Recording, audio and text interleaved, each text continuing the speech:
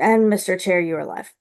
Thank you. Welcome to the September meeting of the Maritime Advisory Board.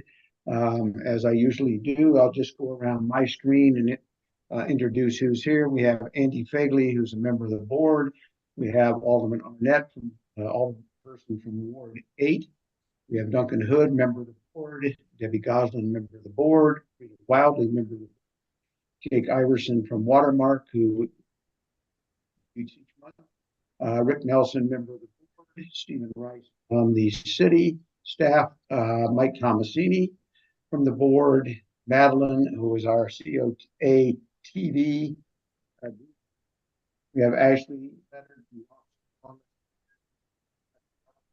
Leonard connecting. So with all of that having been said, we'll get started. First order of business is to look at approve the minutes or any corrections to the minutes. They were all circulated. Are there any corrections to the minutes anybody has? Hearing none, is there a motion to adopt the July 16th minutes as presented? So moved. Tomasini has so moved. Is there raise his hand a second? Hearing no discussion, all in favor, raise your hand. Acknowledge. Kimberly, for your reference, it was unanimous, so the minutes are adopted. The next item is, was there a MIAB meeting in August? Oh, Terry, your voice is dropping out. Was there a county meeting? Terry, your audio comes in and out. Yeah, I don't know. Randomly. I don't know what. Tell you what, let's do. If I can figure out how to call in, I can mute. That's a great idea. That'll work well. I've not had that problem.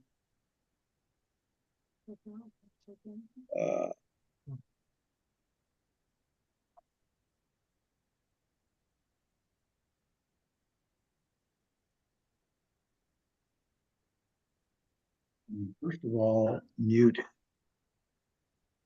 this.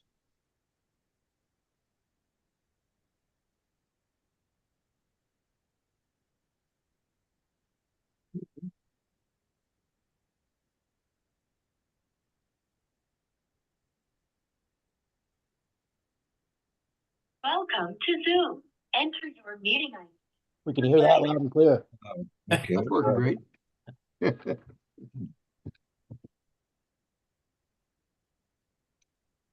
your participant ID followed by pound. Otherwise, just press pound. Your and will be muted throughout the meeting. Harry, I'm gonna let your phone talk. I'm just gonna mute you so that there's not a feedback loop. Okay? right. Yeah. Yeah.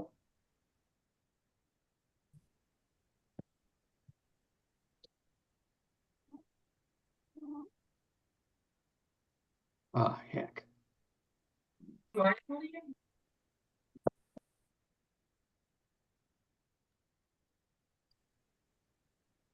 Harry, if you press *6, it should unmute the phone.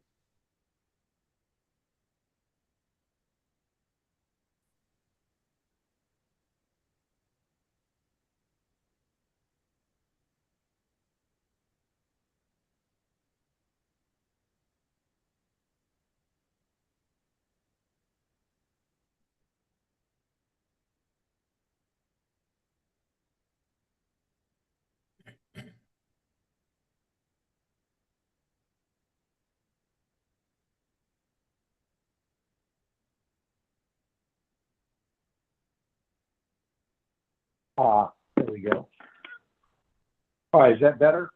Got it. Okay. Much better. Thanks. We'll do Plan B. So I left off with Duncan. Was there a MIAB meeting in August? Not that I know of, Terry. I haven't gotten a single thing. Okay, I don't think, I'll look and see. Peter is not here, but he is on for September, and I will follow up with him and see if there's going to be a meeting in September. I have a feeling they took off over the summer. Does look like September 30th, there's a meeting per the Anne Arundel County website. I'm sorry, Mike, what was that? September 30th, they're having a meeting. That's what it says on the website. Okay, I'll make a note here. 30 meetings. Next item on it is economic development. Stephen, update from you. Sure. The vacancy rate for the city was 6% last month. We had 5 new businesses that opened in August. Our team provided support for 27 businesses, and we had 1 ribbon cutting for Pearl Oyster Gallery on August 10th. Of course, the Songwriters Festival wrapped up just a few days ago. We have the boat shows kicking off in a couple of weeks. And we coordinated with the Baltimore SBA office, Anne Arundel Economic Development, and the Maryland SBDC on a small business resource fair on August 20th at the Pitt Moyer. And the other, I guess, update is that I am in the final throes of my push to collect information on the maritime businesses so that I can finalize the report. I pushed out a letter, I believe it was last month, and once again asking for information. Currently doing emails and phone calls. So by the next meeting, I should have a good sense of where things are. Mhm. And then we'll start again. Are you getting good response on that, Stephen? The letters are coming in slowly. July and August are tough because there's a lot of travel and vacation and that sort of thing. People seemingly kind of check out, but Yeah. I'm hoping now that we're past Labor Day, things will pick up. Great. So, Stephen, is there any movement on the appointment of the small business work group, which was sort of an offshoot as under an amendment to 02521? I know I had talked to Mr. Jakubiak, I don't know, maybe 6 weeks ago, and explained the difference between that small business study group or work group and the larger planning commission review. But I don't know whether there's been that group has been appointed yet. Yes, we are moving forward. We have the membership confirmed, we have the dates set, and we have the focus for the meetings. We're planning to have 3 meetings. They will all be virtual and recorded. The first meeting will be September 24th, the second October 15th, and the third October 29th at 5:30. How many, and who are the members of the committee? Is that information available now that they've been appointed? The liaison for the Maritime Advisory Board will be Mr. Tomasini. Okay. And how about who are the other members? Jennifer Kay from Schooner Woodwind, Sean Owen from Chronic Sailing, Chris Sajoli from Chesapeake Dockside Services, Ryan Copeland from Annapolis Landing Marina, Seth Lerner from Horn Point Harbor Marina, Wendy Madden from M Yacht Services, and of course, Mr. Tomasini. Right. Thank you. That's helpful. And Mike, obviously you know you've been appointed, or are you just finding out? All right. So once you said the meetings are going to be recorded, I take it then at some point they'll be available online Anybody who wants to watch them?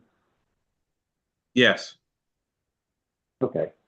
Where would someone find that? Because, you know, I know how to do it with the boards and commissions.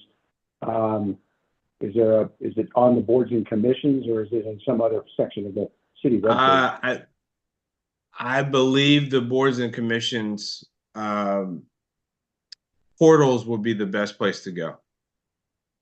Okay. All right, any questions for Stephen before we move on to the next subtopic? I can't turn on my phone. I'm getting a message send failure when I try to text you. I can't. We hear you, Beth. Oh gosh. All right, never mind. Apparently my audio works. Yeah, Bye. we can hear you. All right. The water access plan, which has been circulating, and I think there were a number of comments. The public comment period was over.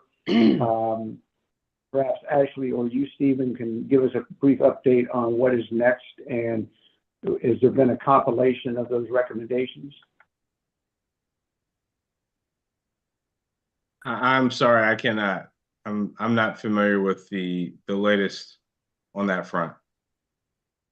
It was Eric was shepherding that, so I'll just follow up with Eric to see what the next step is, or unless Ross, you know, has it come to council yet? It has not come to council, but it has finished public review. It's available online. I have a hard copy of it. Some interesting facts. They've identified 60 different water access points. And there's a lot of other goodies in there. I think the next question is going to be what kind of funding it will need from the city budget to enhance any of these water access points. I think that's about all I have. I've skimmed it. I used it in my town hall last Thursday. Didn't generate a lot of interest. So I assume that of the 60, about 27 or 8 of those are what we generally refer to as the street end access or street end parks, which Beth has been diligently working on and updating us on in terms of improvements with help from the Waterway Improvement Fund. I don't know whether or not the other 30 or so would also qualify for waterway improvement funds or not. Maybe some of them do, maybe some of them don't. But that might be one. They've identified 5 new sites on the Severn River, 4 new sites on Weems Creek, 2 sites to be improved, and 2 additional sites. College Creek, 4 new sites, 4 sites to be improved. Spa Creek, 3 new sites, 23 sites to be improved. Back Creek, 3 new sites, 6 to be improved. Broad Creek, 2 sites to be improved. Church Creek, 2 sites and 1 to be approved. And Crab Creek, 1 new site. Sounds like a lot.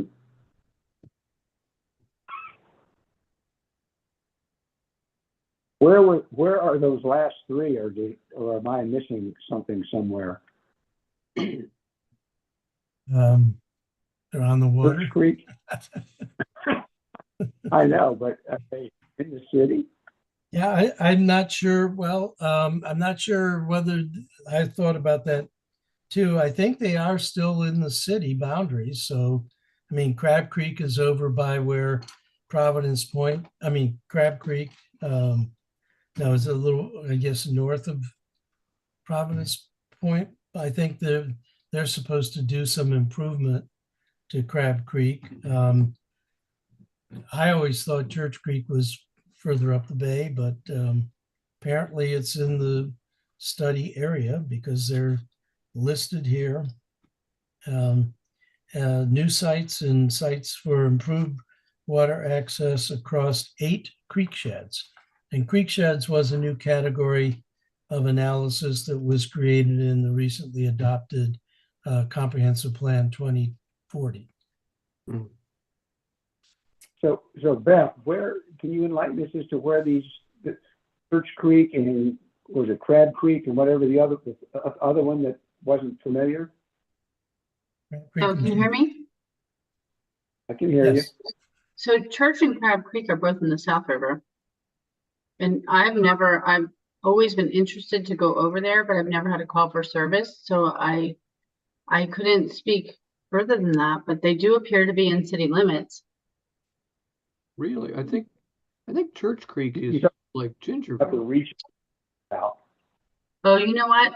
I think Duncan's right. So Crab Creek is like a sister creek to what is right next to Crab Creek? Crab and Church come out together, and Church Creek runs all the way back to Aris T. Allen. So And it's they're right next to Liberty, like close to Liberty. yeah, just on the other side of the bridge. So There you go. Church is the first, if you're coming out of the South River, Church is the first one on the north side. And that runs So- all the way back to Aris T. Allen, where that development is held up there off of Aris T. Allen. And then Crab Creek is the next one over, splits off kind of to the east and goes near Providence Point. And then it was Broad Creek goes by Annapolis High School. So yeah, it okay. must roughly Thanks for, touch city property at some point as it gets close to the high school. yeah, thanks for clarifying. And to my thoughts, like when I've looked at it, it does appear to be city waters, but I can't find anything in code. I can't find anything that delineates it. Hmm. However, when I look at the maps, that it looks like it is city property. So that's the best I could do. I guess what comes to mind for me is if we improve water access at those and something happens and there's a call for help, it's a long way for you to go, number one. And number two, if it's in the city, would the county respond? I mean, it just seems, Wow. I haven't, but it just certainly raises some interesting questions as to, do we improve three places on the South River that you can't get to as the harbor master? I mean, to be fair, Natural Resources Police has always had 2 patrol boats at Liberty, which are right there. And then Yeah. Fishing Creek, which is the Coast Guard's headquarters, is closer than us. Doesn't mean that we wouldn't go for like an abandoned boat, but in terms of like a drowning in progress or like something super volatile, I don't think we could be the first boat on scene. I don't think. But I we don't can think that start. means we shouldn't improve it.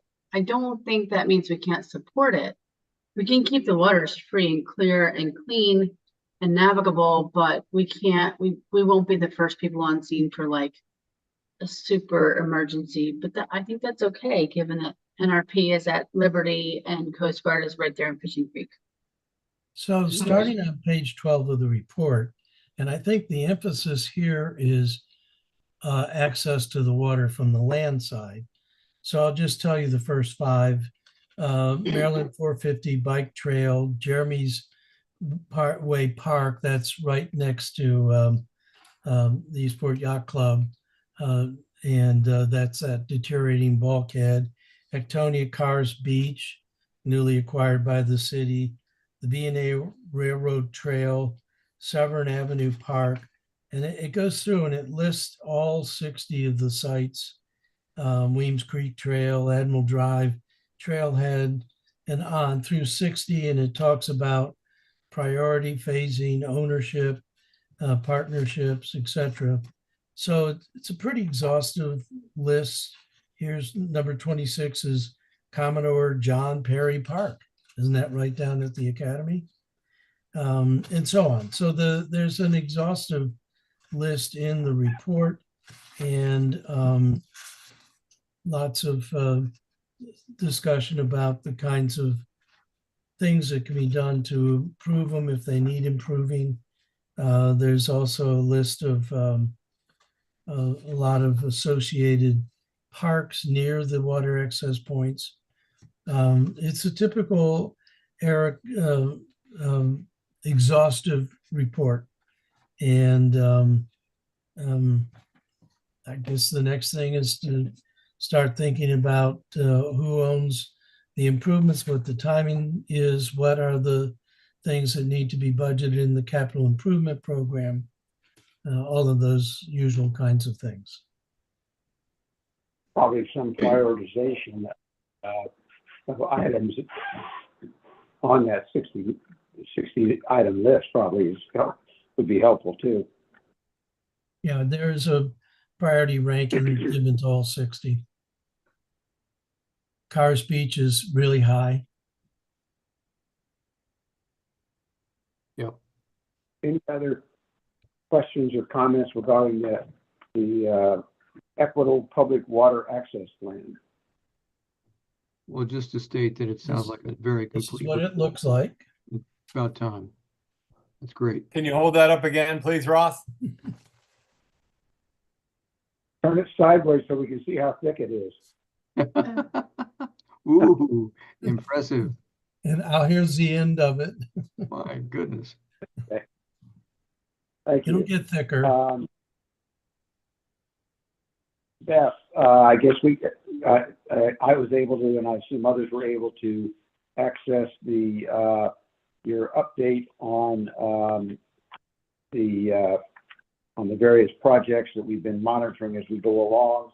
You want to just give us a very brief update, and then we'll talk. We'll talk. I want to talk briefly about the Harbor Master's Office and the house barges and the stray current.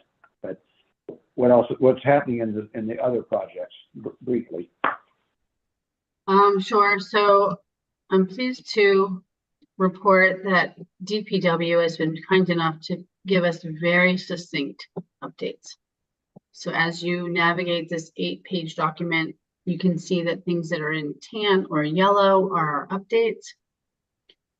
And so Tucker Street has got an update. DPW has reapplied for Port Warden's approval. The project will be presented at a hearing, I guess, any day now. Hawkins Cove has some new money. Shipwright also has some new money. 4th Street has a second waterway improvement grant for $250,000. And on June 28th, the city received an award letter of $175,000. Thompson Street, we're still sort of waiting, but there is a plan. Dick Blaster is a floating player, a new idea. So I guess there was a stakeholder meeting. So I can't, it's hard for me to keep my finger on the pulse of all of that. So I did try to, Alexis Ryder was kind enough, and Burr and Mike Rosberg was kind enough to put all of those into your document. So hopefully you can look at that and see what it is that you need to know. And if you have questions, I can certainly field those questions. But moving on to Truxton Park Straight Current, the contractor did present a final report, and they did present in front of City Council, I think, I don't know, August, September, not too far in the past.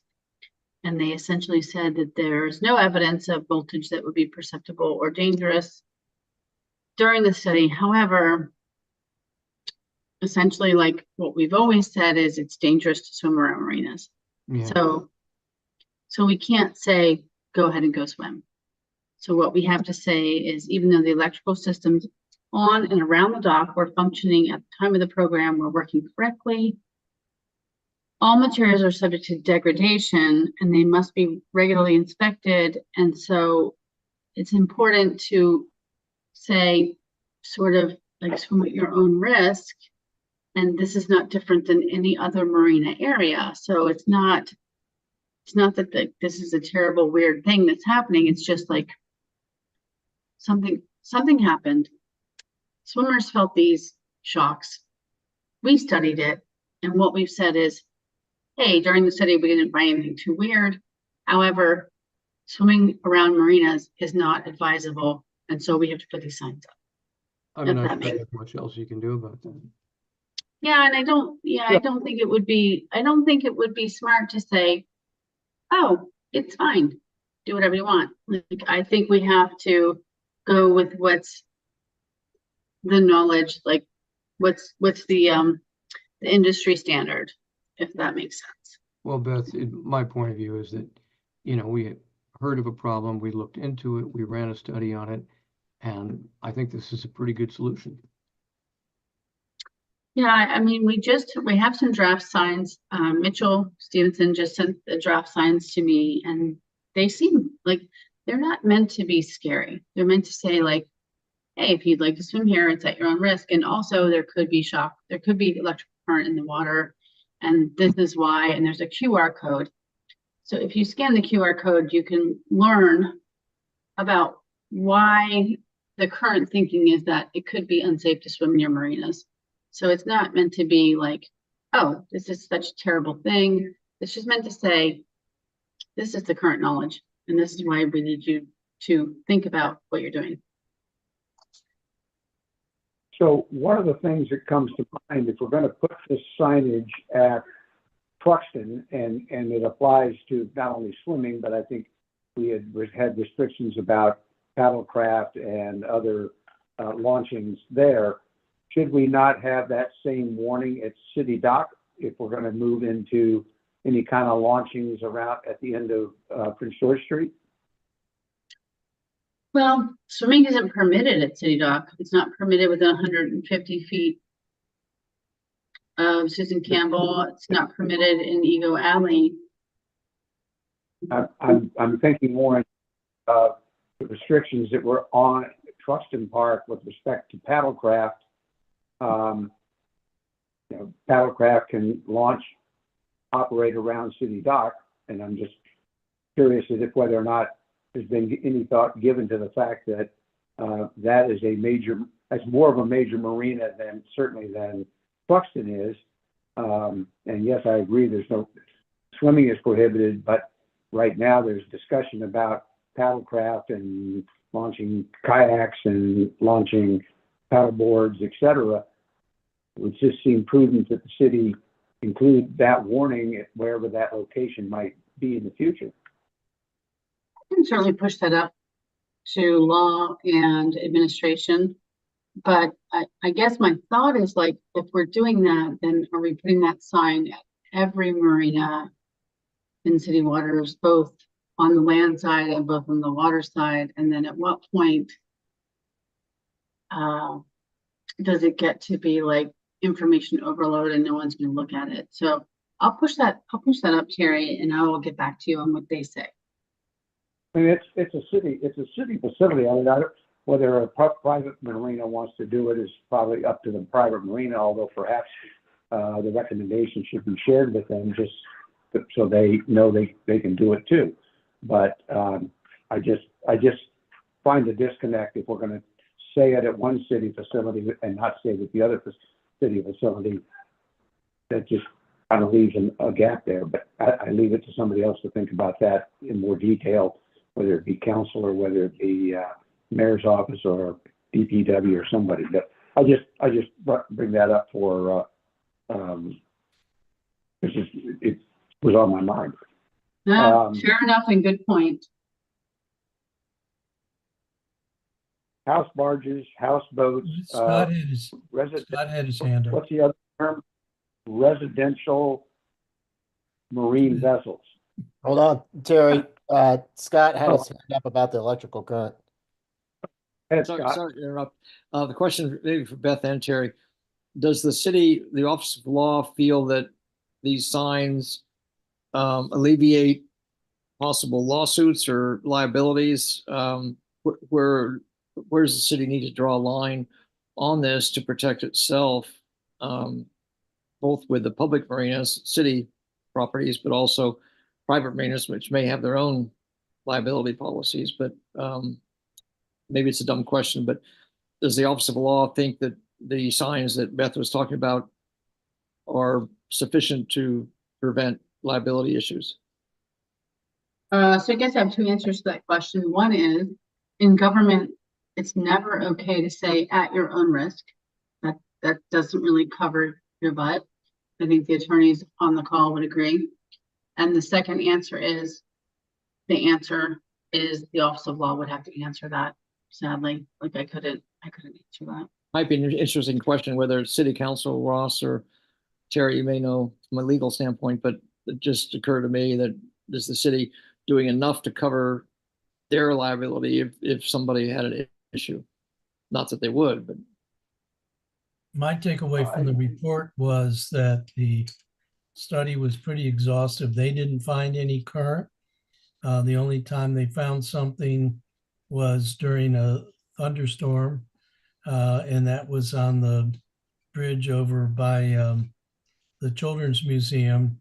But we were going to put up the signs in an abundance of caution just to let people know that at one point, one person found something tintillating in the water, so beware.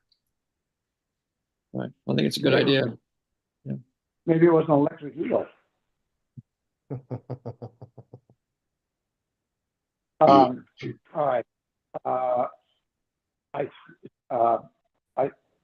sent everybody the, I think it was, R4924 that Ross had forwarded to me, which talks about a task force, appointing a task force to study residential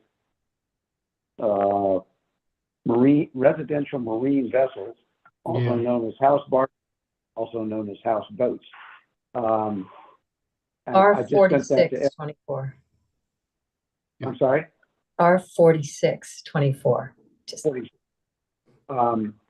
So Ross, I take it that has it been introduced, or was it introduced Monday, or was it waiting to be introduced? It'll be introduced next Monday, the 23rd. Okay.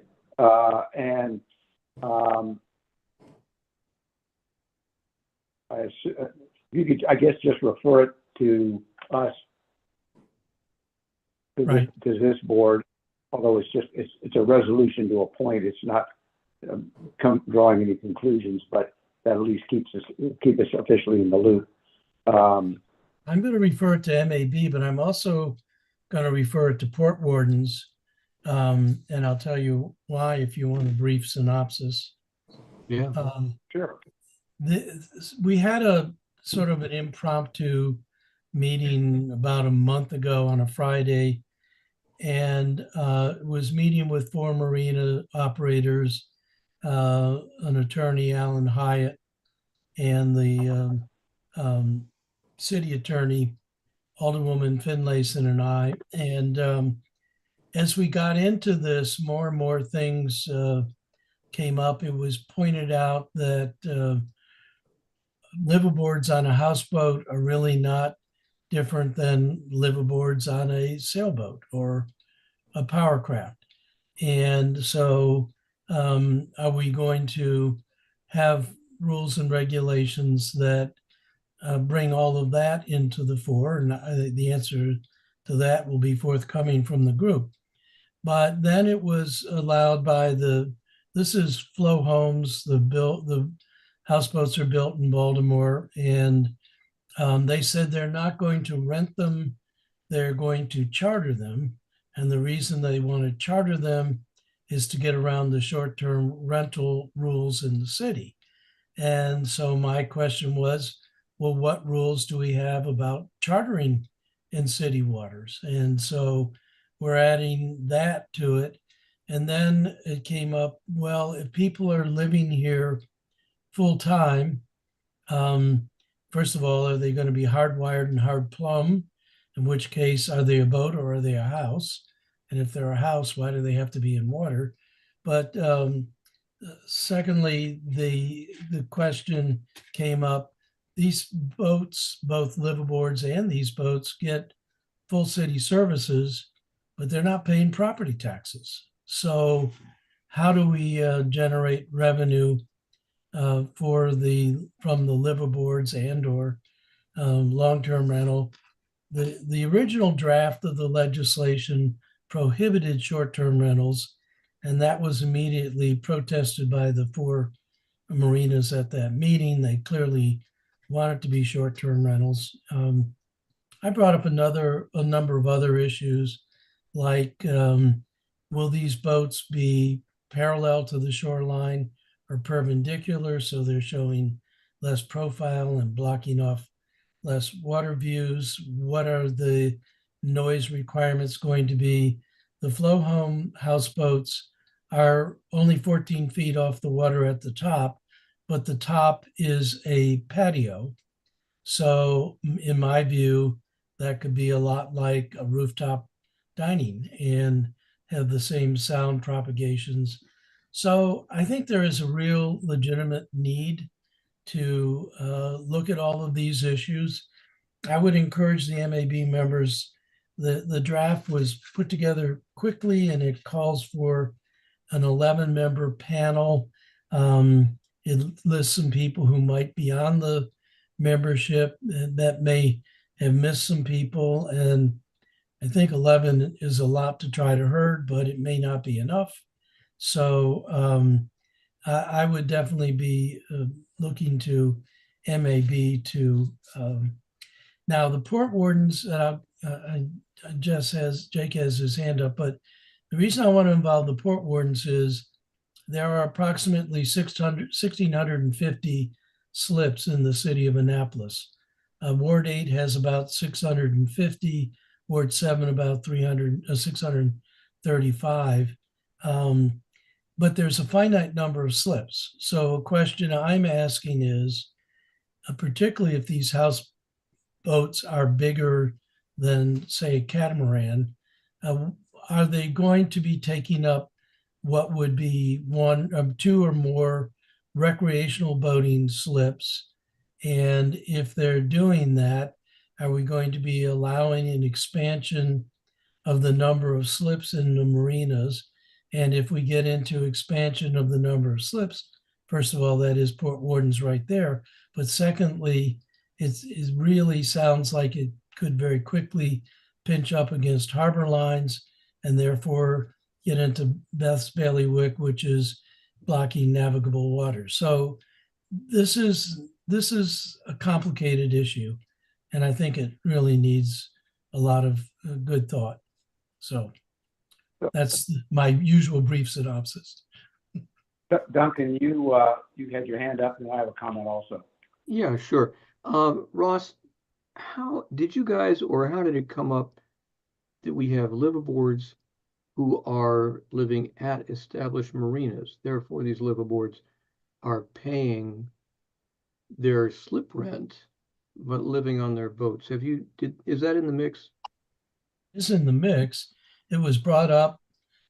This is a company owned by, Flow Homes is owned by Marcellus Butler, Daniel Owings.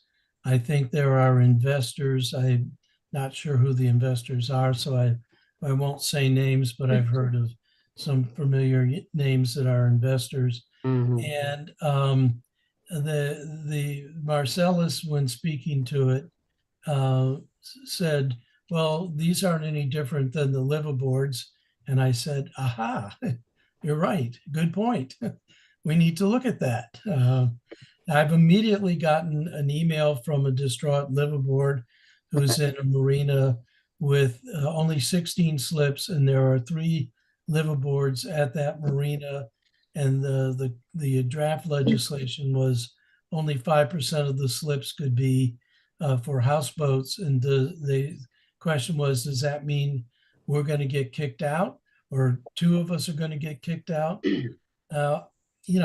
For me, funky Eastport and Annapolis, I kind of think liveaboards are part of our maritime heritage, and I'm not really all that excited about rousting around liveaboards, but we have no idea how many there are. We have no idea what services they use, how much it's costing the city coffers, how we would even get money from liveaboards. This task force will also look at the slip tax.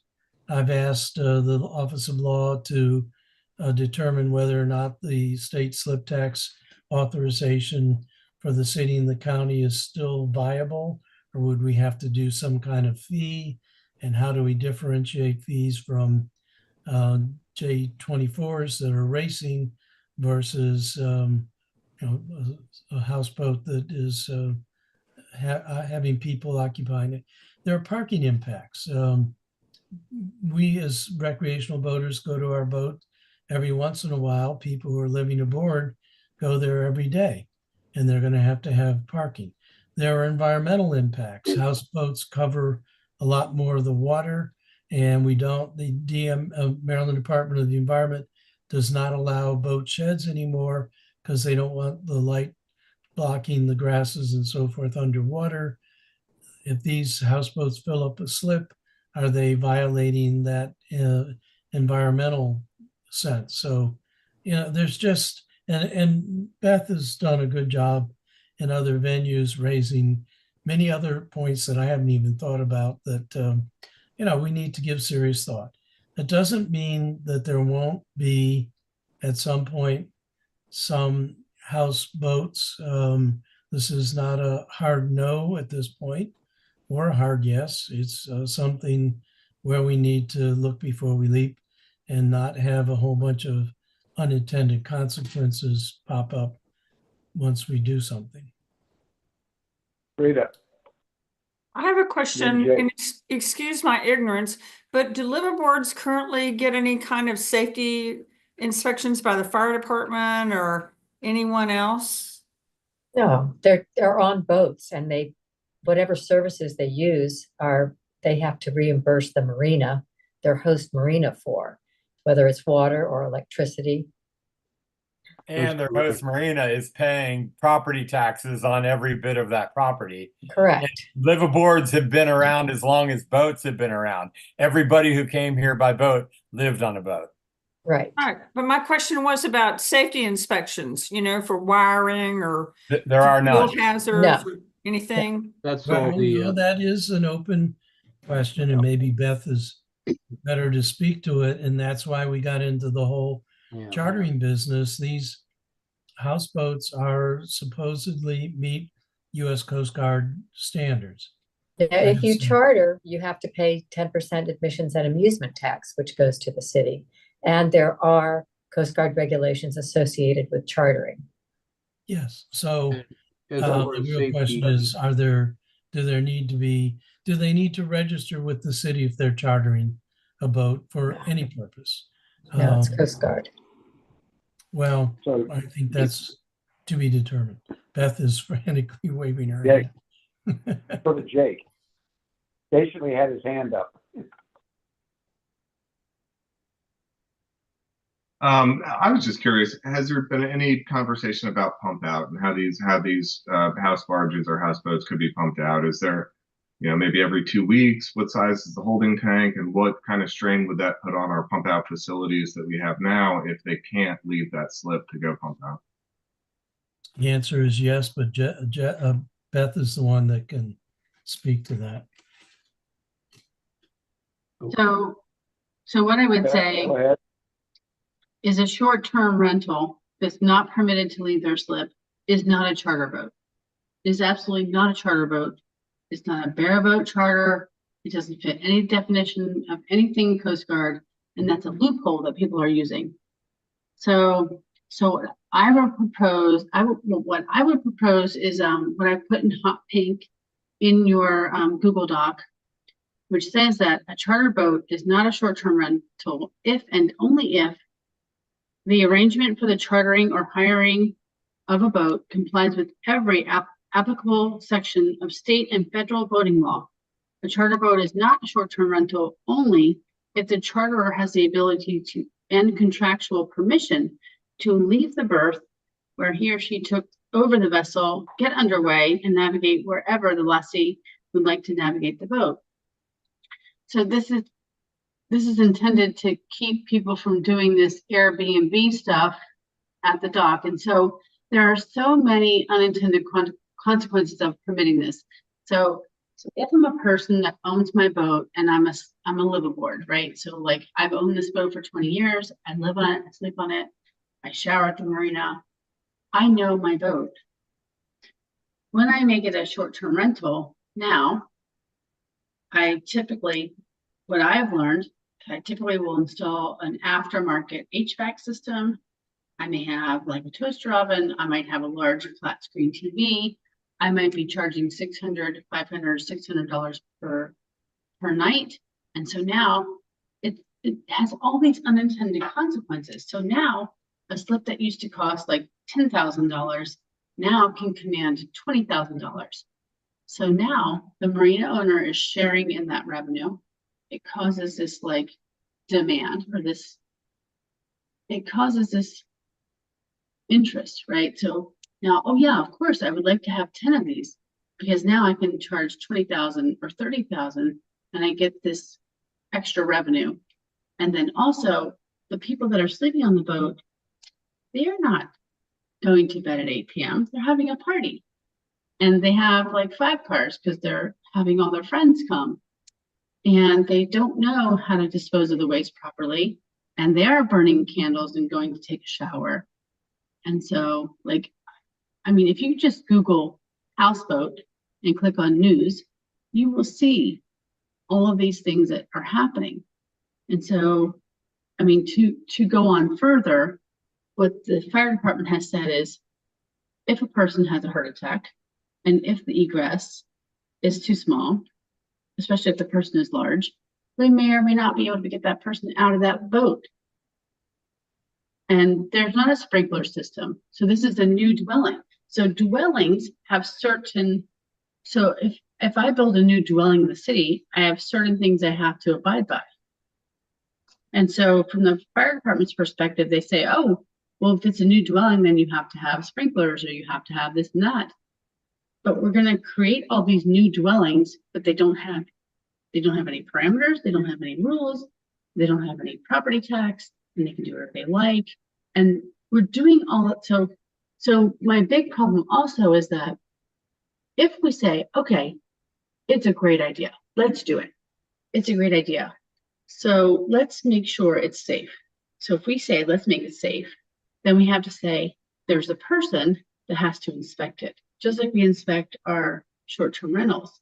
So that person has to know everything about planning and zoning, but they also have to be a marine surveyor. So to be a marine surveyor and be an expert in planning and zoning, that person doesn't exist. So now we have to hire that person. So if we're going to hire that person who's going to require, who knows, 80,000, 100,000, or maybe we hire them and then we train them. To what end? How many people are we benefiting? So if we're going to go with 5%, so if 5% of every marina gets to do house barges, now we're talking about more than 100 house barges in the city, which I think is not sustainable. If we're going to go with 2 house barges for every marina over 100 slips, now we're talking about 20. So we're going to do all this work to benefit how many people that are not paying property taxes? So there's a lot to think through, is what I would say. There's a lot to think through. Let me, Ross, let me just also raise the question. All we've been talking about are house barges in marinas. What we haven't addressed, what should be addressed is, are we going to allow the same vessel behind a private residence? Now you've magnified the problem. At least in a marina, an ambulance typically can get into most of the marinas. You have fire facilities on the docks. You have water on the docks. You put a house barge or a liveaboard behind a private house. You've got, and I share Andy's philosophical and historical perspective about liveaboards. That we've had liveaboards are one thing. They know their boat. They understand their boat. They understand the safety things that go into either a propane or a alcohol stove, et cetera, et cetera, et cetera. The person who's coming down for the party weekend doesn't have a clue about those things, and it's compounded by the fact if it's behind a private residence, where the owner doesn't have a clue about those things, but it's just simply, basically built on the water an accessory dwelling unit. And that's kind of what these are. And if they're behind a private residence. So I think the nuances go way beyond just those in a marina, but also what are you going to do in non-marina settings, private residence settings. There are already So I some. guess I went to camp when my three brothers were in town. We were ostensibly fishing, but we ended up at Cantlers, and then I went up Mill Creek further, and lo and behold, there's a flow home behind a residence. It had a pier coming out. The houseboat was on one side, and two or three small runabouts were on the other side of the slip. And so this is going to happen. What Marcellus shows in his film is the smaller house barge. There is a larger version. What the city attorney put in the draft legislation was house barges 30 feet off the water, 24 feet wide, 42 feet long, and 30 feet off the water. I don't want to be in one of those during any kind of windy Do you mean 30 feet high? Yep, that's why. I don't know why the city attorney, well, this was partially drafted by an outside attorney for the marinas. So this has got a little bit of smudges behind the ears. As far as Andy, I think we can probably differentiate between liveaboards and either short-term or long-term because the boat is being put to commercial purposes if it's being rented to somebody other than the owner, as opposed to being lived in by the owner.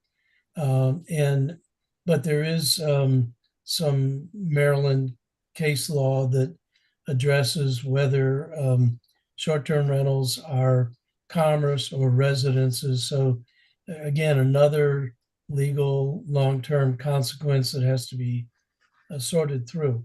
This is a new thing. It actually came up about 10 years ago when I first was on the council, and that's when we did the house barges, and that's when we essentially said, you can have a house barge or boat, mainly in the WMI, where you had 50 slip plus marinas, and anything over 50 slips, 2% of those could be houseboats. I don't think there are very many. I don't know how expensive these things are, but I do know that Flow Homes is both a boat manufacturer and also a real estate company that is set up to accommodate visitors to the city.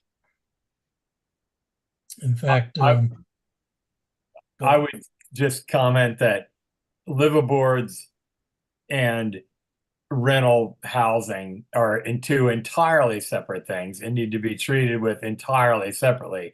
I would never rent a slip anywhere if I wasn't allowed to sleep aboard my boat whenever I wanted, as long as I wanted. And it would be crazy to have any kind of rules that impinged upon that. I don't disagree with you at all. I'm not the one that brought up the liveaboards. It was the people who were pushing for this. But I am going to take advantage when they say liveaboards and when they say we're going to charter rather than rent. I want to look at that. I want to know, what are the loopholes? How can people wiggle around this? Right. I love Beth's point, though, that if they're going to call it a charter, oh boy, if they're going to have more than 6 people aboard, it has to be an inspected vessel. That'll shut them straight down. Not one of those things is ever going to be considered an inspected vessel. But more importantly, a bareboat charter specifies in CFR, you have to be able to get away from the dock and go wherever you like. Yeah. It says that the leasee cannot specify that the lessee can't go wherever they like. And so they have to be able to get away from the dock and navigate wherever they like. And so these attorneys, specifically this has happened, are saying like, oh no, it's not it's not a houseboat, it's a charter. No, it's not a charter. If it's a charter, it has to follow CFR. And so the real difficulty is Coast Guard's not going to come and inspect you because you don't get underway, so they don't care. So because Coast Guard doesn't care and because Coast Guard won't intervene on our behalf, then we have to push out the appropriate sections of Title 15. And so that's why I have this hot pink section in your Maritime, in your Google Doc, that says a charter boat is not a short-term rental if and only if. You have to read that section. It is, yeah, it's not okay for us to gloss over this and say, oh, because that's going to happen. But It's a another good point report, that though. Beth made briefly, but I'm pushing very hard. One, I don't think we have enough pump out facilities. And so the other alternative is to hard plumb these boats. There's huge expenses for that.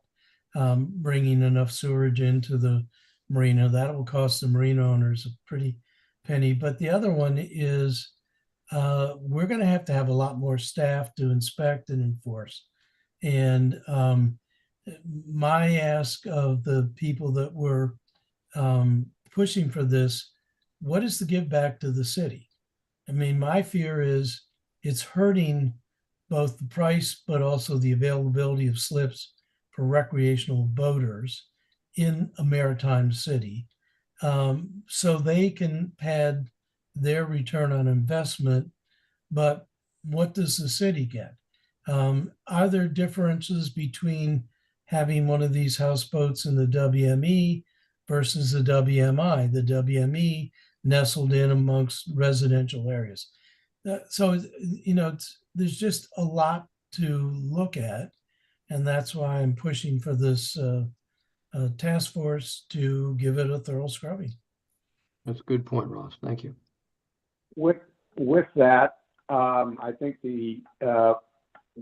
we'll take a look at the legislation when it comes, Ross. The resolution.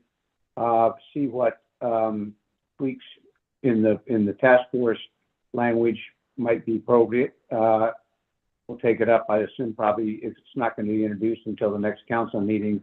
We'll take it up at our October meeting.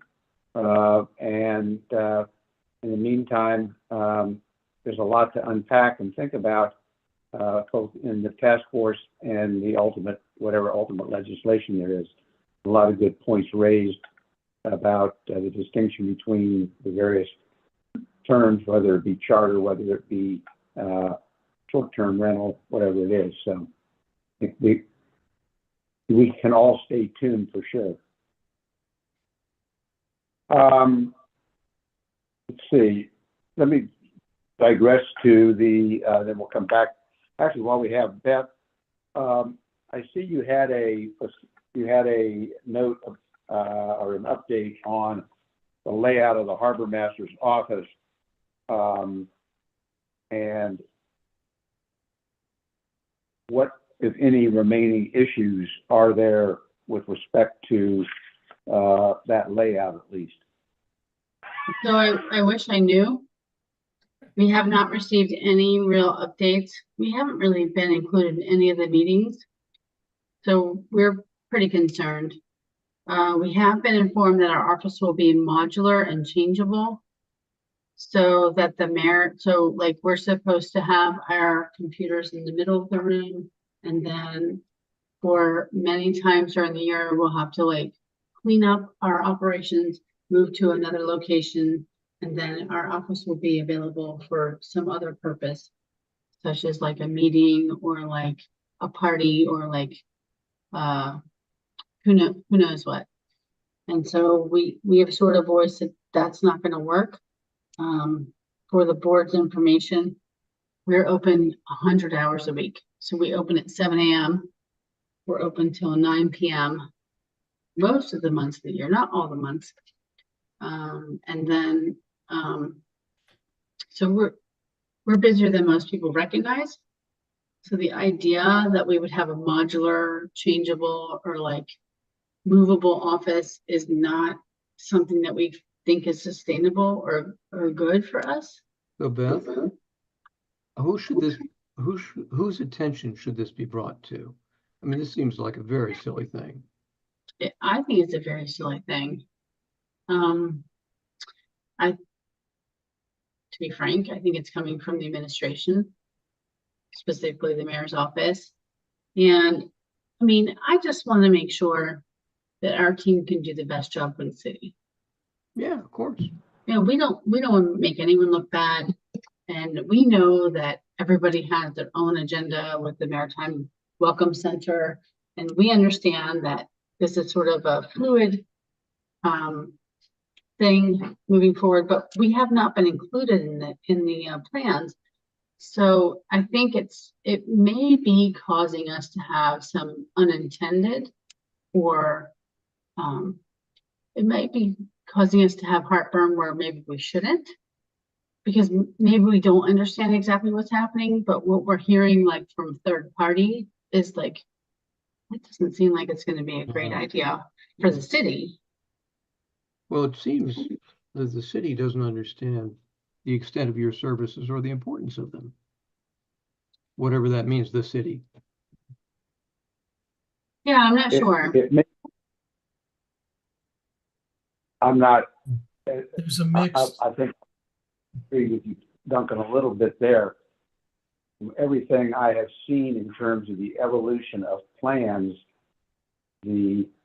I think it is more a question of, we have a 5-pound building in which we want to cram 10 pounds of things to do.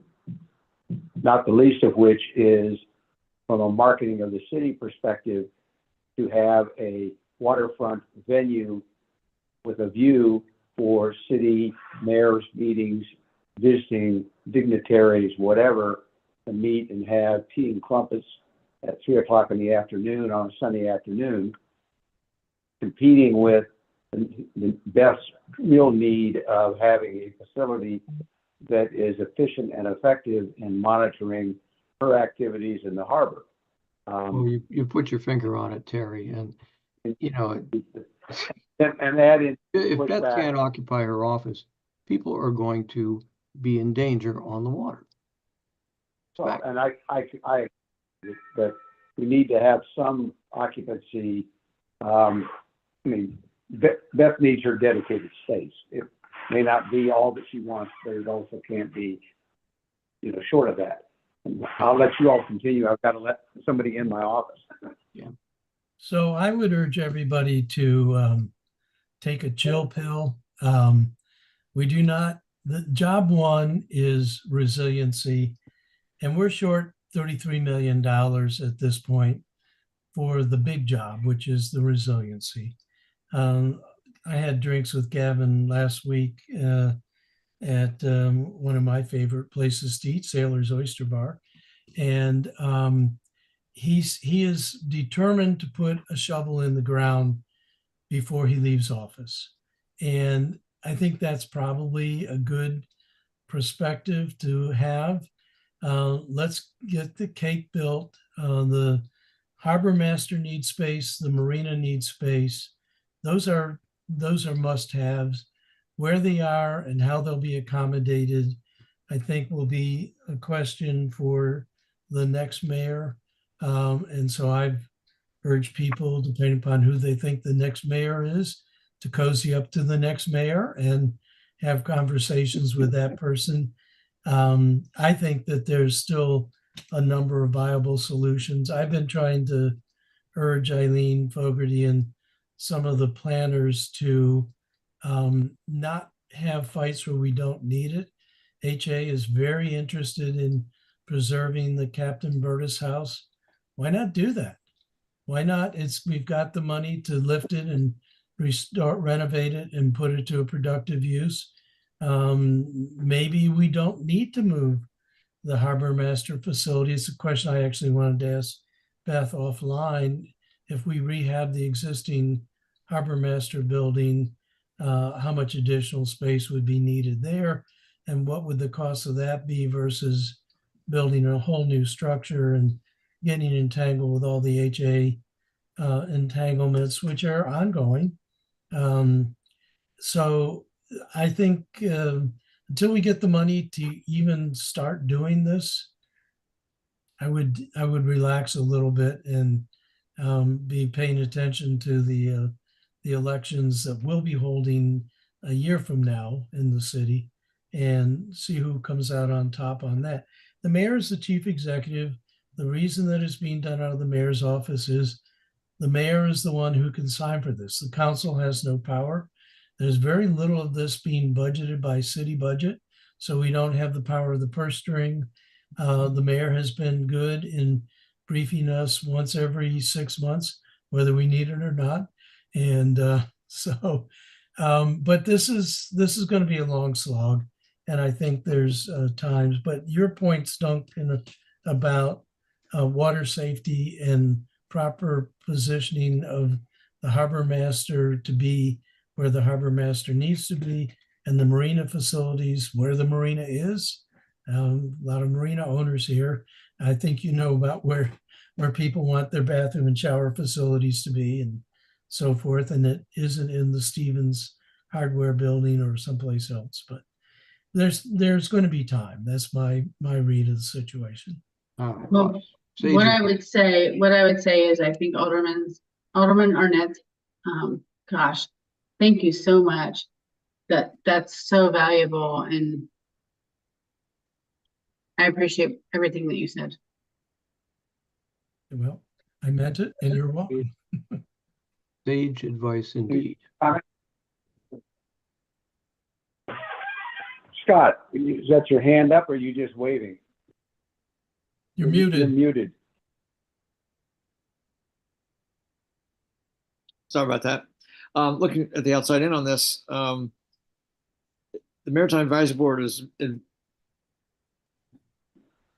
to advise the mayor and city administration on maritime issues. And it seems to me the functionality questions that Beth is bringing up are important to the city.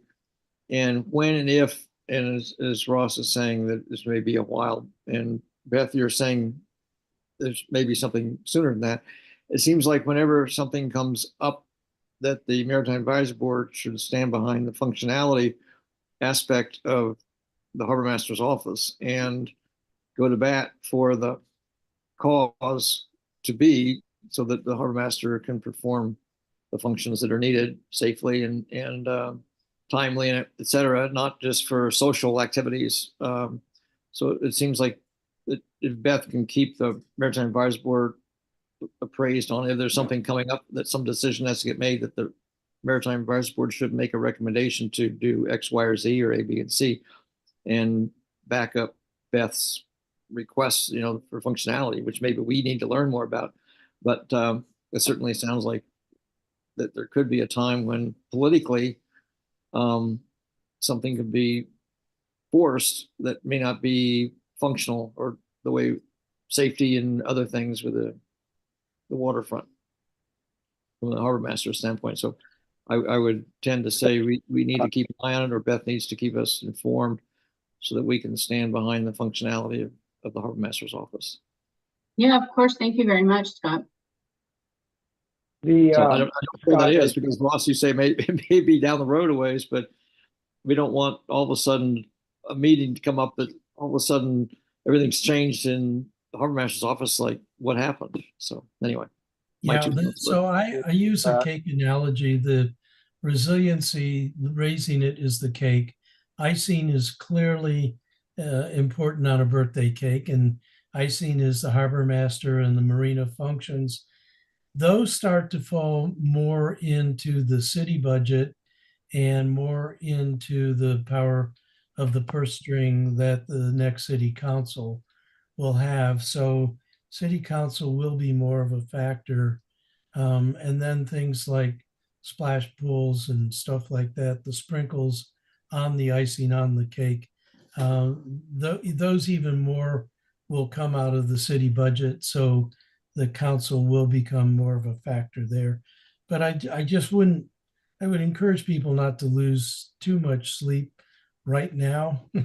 Wait a year and then lose sleep. But I think we're a little bit away. Yeah, I just hate to see Beth moved out for a wedding venue. Yeah, but I entirely agree. Like, I do think that this is a bit down the road. So, like, I've been telling my team the same thing that Alderman Arnett is telling us. So, like, it's okay. Take a breath. It's okay. It's going to be a bit. All right, we have one other item, just a status update from Scott and Alan about the, what do we call it, the Maritime Recognition Program. Has there been any new development in that regard? Nothing from my perspective. Okay, that was Kind of short. waiting to see where the city was going with the Welcome Center as well, but again, that's down the road before we try to create something. But I think the city needs to get involved, and we've talked about it a little bit, but have some kind of city involvement in promoting and helping this to come about, whether it's in a Maritime Welcome Center and or on the streets with signage. But since the Maritime Museum is basically doing their own thing and wasn't really welcoming on the idea, I think that needs to come out of I don't know where, but some office in the city for the operational part, because obviously we as a board don't want to do the operations part of it, but we can have the ideas. And I think it's, again, down the road a ways, but we can have the ideas, but it needs to find a home maybe within some aspect of the city. All right. The one item in new business is just informational. The business at the corner of 2nd Street and 7, where the Maritime Antique building is nestled underneath the bigger building. That bigger building, the address is 137 Avenue. That was the home, is current home of a company, Global Ocean / Dome Chartering / Argent Marine Services. They own and operate several ships and broker cargo, etc. That business was sold to J.P. Morgan Asset Management, which I had never realized actually manage maritime shipping assets, apparently managed several hundred ships. So whether that operation likely is going to vacate the building because the building's now for sale. And it's just, and whether they will stay in Annapolis, I have no idea. Whether they'll stay in the county, whether they'll move to New York with J.P. Morgan assets, I don't know. But just the building is for sale, and it was brought, frankly, to my attention by the real estate agent, who I think has been talking both with Stephen Rice at the city and with the county economic development, the county MIAB, just to let everyone know that there is a relatively new building within the WM maritime zone that is on the market. So just an FYI, if you see a sign up there, the moving trucks coming, you know why. Yeah, Terry, are you talking about where that like antique store is, the Raven, or is that across the street from them? No, it's behind that it's right there. It sort of towers over it. It's Oh, okay. that store is part of the property, but it's just leased out. I think the owners own that section also. Got it. Thank you. All right. Anything else from anybody? And if not, is there a motion to adjourn? Andy is quick on the draw. Duncan is quick on the draw to second. All in favor? Aye. You betcha. Have a good evening, and I will see what I can do with my computer and why it was not working. Thanks, Terry. Have a good day. Good meeting tonight, everybody. Thanks. Thank you. Bye. Thanks. Thank you. Bye-bye. Good Bye. night.